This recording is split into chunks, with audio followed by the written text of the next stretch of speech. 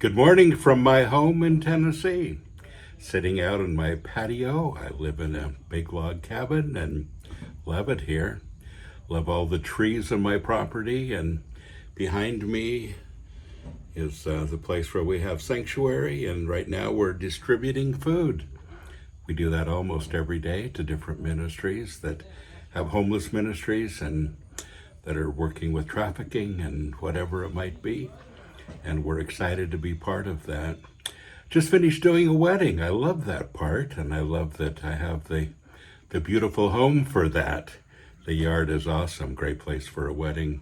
Second wedding that I've done here on this property since we moved here 10 months ago now, but it's been just awesome. I want to talk about expecting God.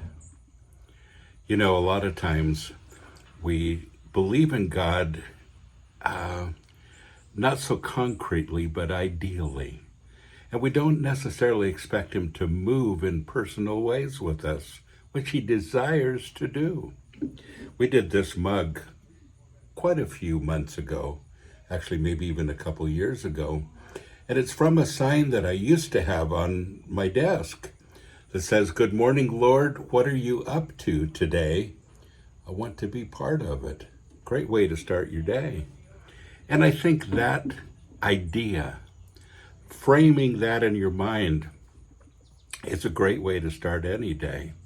But saying, "Lord, I expect you today. I expect you to move in my life today.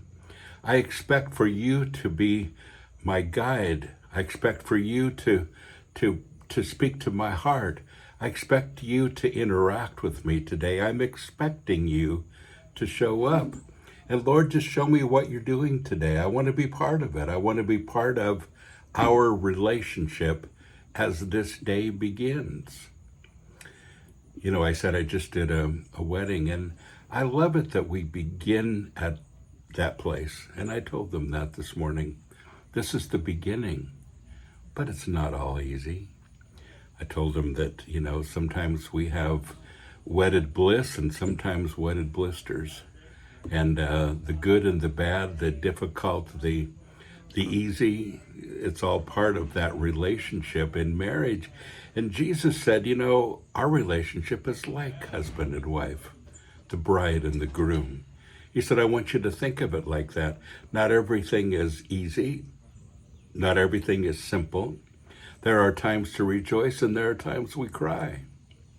And there is the good, the bad, and what we might say the ugly. I know. Of course, not referring to me because I'm still pretty darn good looking, but you know, some people just saying. So this is where we start. And this is such an important thing. What are you up to today, Lord? I really want to be part of it. Starting your day there, ending your day there, being in expectancy for God to move. He said he would. Now, you know, the Bible is our guide. The Bible is our foundation in the Lord. And what the Bible has to say to us and what it has to guide us in is really important. And that's our foundation. Everything is built on that. But the Bible is also personal. There's so many times that God gives us something in our heads that is scriptural and says, here's a little something for you. Here's the way I want you to walk today. I want you to expect me today. I'm going to show up. And when God says he's going to show up, he'll show up if we allow him to speak. I love that part the best. But a lot of it is expecting him to show up. Expecting him to be God in our lives, expecting him to speak to our hearts, and many times through scripture, sometimes through other people, and sometimes, you know, in the shower, God begins to talk. Whatever it might be. But the most important thing is that you're ready for it and that you expect it. And when he speaks, you'll know it. So that's all I wanted to say today. Expect God to move in your life. Don't just be surprised by it. Expect it, because he said he would.